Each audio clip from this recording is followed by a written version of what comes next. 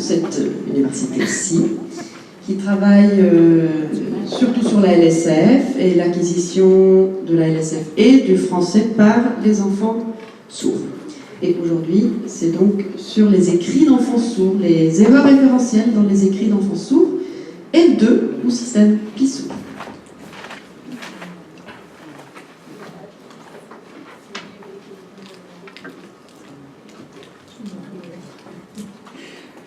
Bien, alors, le propos du jour, c'est de vous présenter quelles sont les formes linguistiques que les enfants sourds vont privilégier pour maintenir des accents en position de sujet dans des narrations écrites. Donc, notre étude porte principalement sur le mouvement référentiel et nous souhaitons observer si ces formes linguistiques se rapprochent de ce que certains auteurs ont appelé le français sourd ou pi-sourd. Alors juste pour rappel, pi-sourd en langue des signes, pi c'est un signe qui signifie spécifique, c'est vraiment particulier à la langue des signes. Et donc certains auteurs ont avancé que l'écrit, le français écrit, voire l'anglais écrit aussi, portait des particularités des langues des signes, et donc nous allons voir si c'est le cas ou non. Alors, juste un petit plan très rapide, hein, nous allons justement rappeler un peu D'accord. Je sais pas. Ça a défilé, je sais pas. Bon, c'est pas grave. J'en étais à mon plan. Ça commence bien. Donc, je vais rappeler un petit peu les particularités des sourds par rapport à l'écrit, un petit peu aussi en quoi consiste une organisation discursive, le protocole et les analyses. Donc, un petit rappel très bref. J'ai un fluide, je ne sais pas. Un petit rappel qui est très très bref, qui concerne donc la langue des signes. Les langues des signes sont considérées comme des langues orales, pas au sens de l'articulation, dans le sens où on verbalise. Ce sont des langues de face à face. La particularité des signes, c'est qu'elles se produisent par une modalité visio-gestuelle, alors que les langues vocales, c'est des modalités articulatoires avec un feedback auditif. Là, le feedback, il est visuel. Donc, ce sont des langues qui n'ont pas de système écrit. Il y a des tentatives de système de transcription, je pense à Signwriting. Actuellement, il y a Tiffanote qui est en train d'émerger, mais ce sont des transcriptions et non un écrit. Donc, les sourds, quand ils veulent passer par l'écrit, ils sont obligés de prendre l'écrit de la société dans laquelle ils vivent.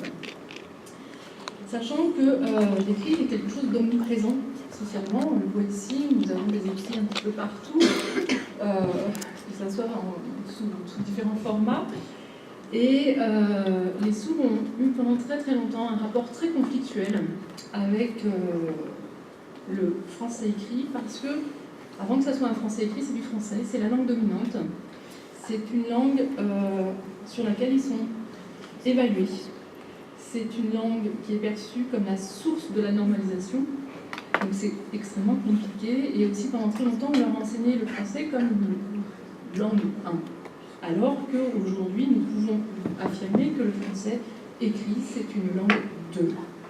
Étrangère, selon les situations. Donc, le problème aussi pour les sourds, c'est que le français représente le socle canon de l'enseignement de la langue. C'est vraiment la base. Or, ils apprennent à écrire quand ils rentrent à l'école. On n'est pas, disons, à faire un écrit quand ils rentrent à l'école. Donc c'est assez compliqué. Le rapport à la langue écrite est relativement compliqué. Donc, un petit détour sur... je ne sais pas ce qui se passe. Stéphanie, s'il te plaît, plus proche du micro. Oui. Généralement, on a besoin de sa langue pour apprendre à écrire. On a des études linguistiques et psycholinguistiques qui montrent les corrélations positives entre le fait de maîtriser une langue et les habiletés en lecture-écriture. Pour ça, je fais appel à Courtin, puisqu'il rappelle dans ses ouvrages et en développant la théorie de l'esprit, on a besoin du développement conceptuel, on accède au concept. Ce développement conceptuel est nécessaire à la simple compréhension du sens des mots, il est nécessaire à l'expérience du monde, il est nécessaire au savoir du monde dont on parle à l'écrit. La langue, permet aussi le développement au savoir du monde, à savoir que l'apprenant lecteur va devoir émettre des hypothèses sur le sens d'un texte, va devoir prélever des indices grammaticaux pertinents et faire des inférences donc, à partir de sa langue. Et puis, la langue est orale et fondamentale pour accéder à la compréhension sur ce qu'est l'écrit, sur ce que représente l'écrit. Donc, c'est ce qu'on appelle le développement métalinguistique et cette possibilité d'en parler. Or, jusqu'à présent, l'enseignement du français écrit pour les sourds se passe principalement par le français vocal. Je rappelle qu'on a très peu de structures bilingues, enseignement de et en langue des signes et enseignement de l'écrit.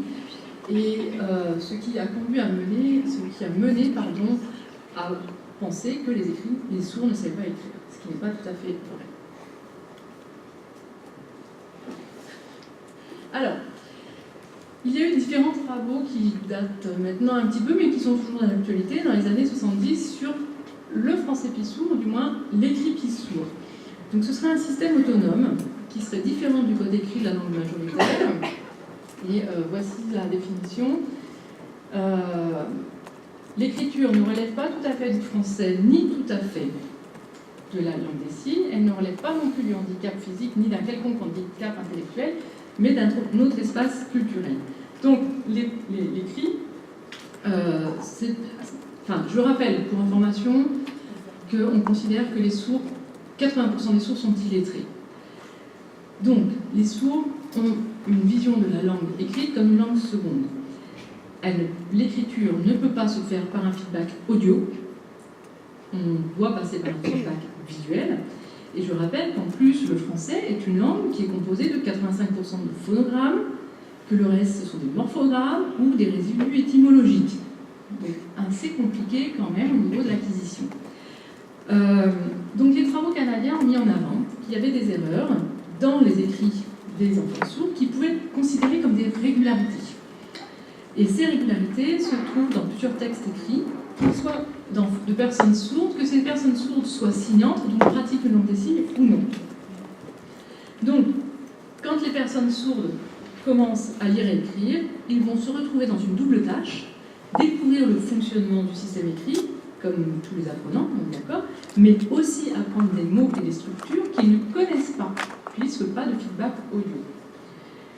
Ces études ont montré qu'il y avait de l'encodage d'informations différentes et qu'il y avait des erreurs autour des déterminants, des prépositions auxiliaires, autour des fonctions syntaxiques, en particulier la fonction sujet. C'est ce qui a un petit peu attiré notre attention lors de ces lectures, parce que les chercheurs canadiens particulièrement donc, disent ça c'est l'écriture pissour, on laisse comme ça. Or, quand on regarde un petit peu ce qui se passe chez les apprenants L2 d'autres langues, on a ce type d'erreur que l'on retrouve, et pour autant, on ne parle pas d'écriture pi quelque part. Donc, pour cela, pour vérifier tout cela, on a demandé à des enfants d'écrire un texte, à partir d'un protocole. Le texte, il a deux niveaux. Il a un niveau global, qui concerne la macrostructure de l'ensemble, et puis un niveau local, qui est la microstructure, et où le scripteur doit développer aussi bien la cohésion, donc tout ce qui est dépendance grammaticale, je vais passer rapidement parce que je vois le temps qui me gare, et la cohérence, qui permet justement de mettre en place le schéma narratif. Et comme le rappelle Hickman, la cohérence influence les moyens linguistiques pour assurer la cohésion. Alors, donc, forme linguistique du mouvement référentiel, je vous donne juste la définition. Une des conditions cruciales pour réaliser une narration cohérente est d'établir les personnages et maintenir leur continuité à travers les différents lieux, les états, les événements auxquels ils participent au fur et à mesure que la narration se déroule. Donc ça veut dire que quand on construit un texte, il y a un va-et-vient constant entre une information nouvelle, une information ancienne, la reprise d'une information et le maintien de cette information. Pour effectuer ce va-et-vient, il y a besoin de formes linguistiques particulières avec des fonctions linguistiques. Et je rappelle qu'une forme linguistique peut avoir plusieurs fonctions et une fonction peut avoir plusieurs formes. C'est donc toute la difficulté de l'enfant de choisir cette forme pour la fonction. Donc, le mouvement référentiel, je passe très vite parce que je n'ai pas étudié. Enfin, pour ce jour, je ne parle pas de l'introduction de l'actant, mais généralement, c'est quelque chose qui se réalise par une forme explicite, avec, vous voyez bien, une personne. Donc, on a le plus haut degré lexical. Je passe. Le maintien de l'actant, et c'est ce qui nous intéresse le plus, là, va permettre de mettre en place une stratégie anaphorique qui pose le problème de l'identification. Hein. Il faut reprendre un élément contextuel, donc on a des anaphores nominales, pronominales. La pronomisation est considérée comme le plus haut niveau de cohérence, c'est un haut niveau d'organisation. Et puis, on a des formes plus complexes, comme l'ellipse ou l'anaphore zéro, où là, on a un impactage syntaxique qui est très élevé et qui suppose une interdépendance entre deux clauses. Alors, l'enfant, rapidos, hein. Il y a 3 stades. Au départ, il va se concentrer sur la cohérence globale.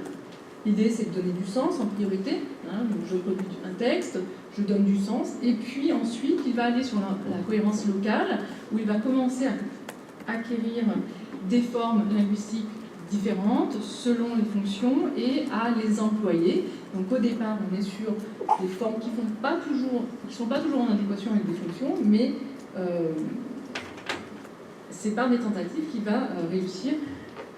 Et puis après, on a l'amalgame des 2 premiers stades. Donc, le stade 2, on est vraiment on commence à faire attention aux outils linguistiques. L'enfant et l'écrit. Donc c'est une activité cognitive à part entière. Et effectivement, la maîtrise des fonctions discursives dépend de la maturité cognitive de l'enfant. Ce dernier doit comprendre déjà la situation de communication pour ensuite utiliser les différents procédés linguistiques. Donc là, je vous rappelle rapidement, parce que je vais essayer d'avancer, sinon je vais être très en retard. Et donc, distinction entre information nouvelle et ancienne vers l'âge de 7 ans. Donc là, je me base sur les travaux de Giza, Kern, Wittmann. Intégration de la complication vers l'âge de 9 ans aussi. Et donc, c'est vers ces stades-là où on commence à avoir vraiment une cohérence et une cohésion au sein du texte. Alors, le protocole, j'ai utilisé un protocole qui est assez ancien, notamment c'est le projet Spencer, donc je vous renvoie à Berman, Bamberg, Giza, qui permettait, c'est un projet interlinguistique, plusieurs langues, et qui permettait de mesurer la littératie chez les enfants et chez les adultes. Donc pour ma part, je me suis intéressée aux enfants sourds, surdité sévère ou profonde, prélinguale, sans implant, sans handicap associé. Les parents étaient entendants ou seniors, c'est tout le problème du recueil de corpus, hein, puisque 90% des enfants sourds sont de parents entendants, donc ils ne sont pas toujours dans des situations bilingues. Et par contre, la scolarisation était non bilingue. Les enseignants signotaient un petit peu, mais c'est pas toujours facile. Donc, et l'idée, c'est de se poser la question avec les enseignants à l'époque, leur langue des signes, est-ce que c'est un pidgin, est-ce que... Voilà, c'était pas une langue institutionnalisée, mais il y avait des possibles. Donc, du coup, l'appropriation de l'apprentissage du français écrit, ça relève d'un sacré sport. Alors, on a 10 enfants de CM1, 10 enfants de CM2. Les fourchettes sont assez larges parce que ça, c'est à peu près typique à la population sourde et leur rentrée dans la scolarisation. Ça reste compliqué, j'ai pas le temps de débattre. La consigne, il y a une vidéo, les problèmes relationnels entre les gens. Donc, en gros, on leur a posé une question sur est-ce que tu connais les problèmes entre les jeunes, raconte-nous. Et puis, après, d'abord, c'était en situation orale, donc en langue des signes, et ensuite, c'était en narration écrite. Je passe rapidement. Et je vais vous montrer... Alors, il y avait 2 textes, pardon. Narration et expositif. Expositif, c'est plutôt de l'argumentation. Je passe rapidement, on va aller au résultat tout de suite. Alors, on voit donc, les enfants entendants, les enfants sourds, on voit bien quand même une différence. Hein. Les enfants sourds utilisent ce qu'on a appelé l'absence de référent, c'est-à-dire qu'il n'y a même pas de référent du tout. Et ça, quel que soit, que ce soit en CM1 ou en CM2, les enfants entendants utilisent soit le pronom ellipse, soit le pronom conjoint, et là on voit très bien la différence entre les deux populations. Le pronom conjoint, l'enfant sourd ne l'utilise quasiment pas, le pronom l'ellipse non plus. Hein, par exemple, il a mangé du pain et est parti, j'ai une ellipse, et là les enfants sourds ne l'emploient absolument pas. Donc ça, ce sont les textes narratifs. Voilà un petit peu ce que ça donne. Alors, désolée, j'ai un trait ici qui n'est pas agréable. C'est mon diapo, je ne sais pas. Voilà. Ouais. Donc, je vous laisse regarder. Hein, puis, les CM1, CM2, l'école... Alors, je vais aller sur les CM1, CM1 entendant CM1 sourd. L'école, le collège joue souvent, fait fou, joue football, arrête, joue. Là, on ne sait même pas de qui il parle. D'accord ? Camilla veut jouer, tape face, Adjira, tape face. Bon, on ne sait pas non plus si c'est Camilla ou si c'est quelqu'un d'autre. Et puis, sinon, on peut avoir une présence de syntagme nous plaint. Les enfants arrogants, les enfants pas jour, les enfants tapent. Les pronoms conjoints, Mathias et Bénique, parce qu'il tape moi, pas, il ne fait pas jouer avec moi. Donc, on a quand même des différences entre les CM1 entendants et les CM1 sourds. Pour les CM2, les différences s'atténuent, mais vous voyez que ça concerne toujours les deux mêmes formes linguistiques. Donc je passe directement sur les exemples, ce sera beaucoup plus clair pour vous. Donc on va directement sur les CM2 sourds, les noms. Donc on a une augmentation du nom entre les CM1 et les CM2. On a une augmentation du pronom conjoint entre les CM1 et CM2, donc il y a quand même une appropriation du français écrit. Les pronoms ellipse augmentent aussi de 5% à 18%. Après, Mélanie va à finir punition, va à récréation. Et puis, l'absence de référent, qui est très marquant chez les CM1 sourds, diminue, 58% en CM1 et 18% en CM2. Je vais passer sur comparaison texte narratif, CM1. Voilà. Les textes expositifs, on a un petit peu les mêmes résultats. On a un peu les mêmes résultats. Vous voyez qu'en bleu, ce sont les entendants et en orange, ce sont les sourds. Les sourds utilisent à peu près toutes les formes qu'ils connaissent et ils essayent, tout simplement. Donc, voilà ce qui se passe. On a une absence de référence qui est préférée, mais c'est moins présent quand même que dans les textes narratifs. Mais bon, ça, c'est le type de texte qui suppose ça aussi. On a des pronoms relatifs, mais sans référent à un sujet précis, donc ça veut dire, enfin, on suppose que les enfants commencent à voir le pronom relatif et qu'ils vont l'insérer dans leur texte pour voir un petit peu si ça fonctionne. Les CM2, on a toujours cette même différence entre entendant et sourd, toujours au niveau du pronom conjoint et du pronom ellipse. Et puis par contre, on a moins de formes linguistiques, c'est moins diversifié chez les enfants sourds. Donc, je vous montre ici. Rapidement, je vais peut-être pouvoir finir à temps, je crois. Donc vous voyez, oui, il me reste 3 minutes.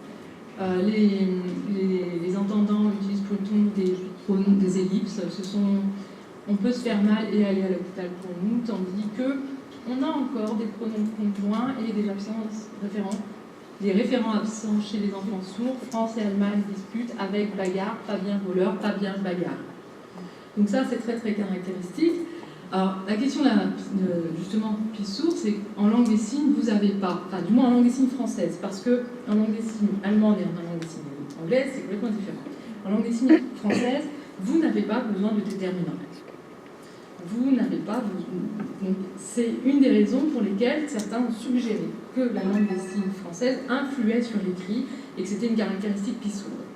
Alors, le problème qui se pose avec cette notion de piste sourde, ça veut dire que du moment où on dit, voilà, c'est une écriture piste sourde, on ne va pas la modifier, on ne va pas la travailler, on va estimer que c'est un état de fait.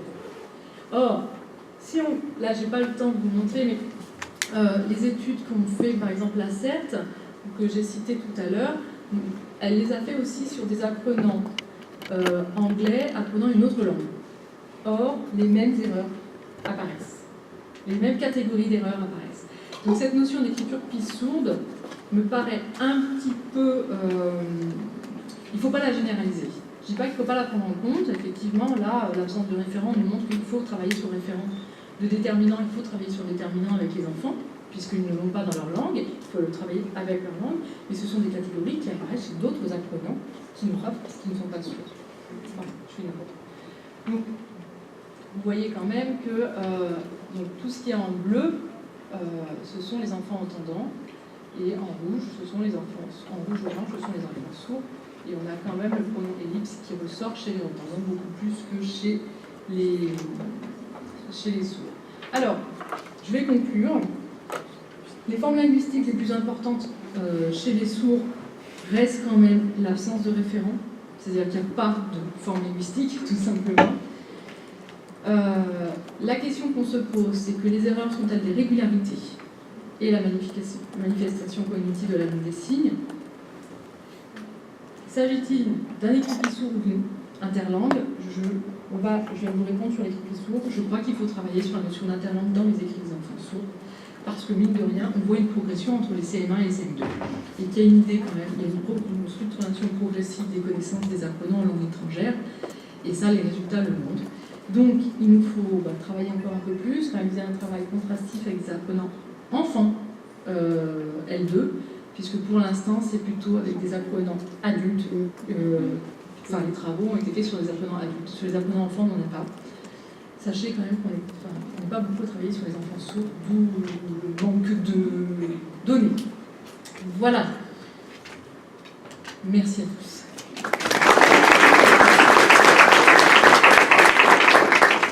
Merci. Merci. Non, j'arrive pas. Faut appuyer sur le petit bouton rouge. Oui.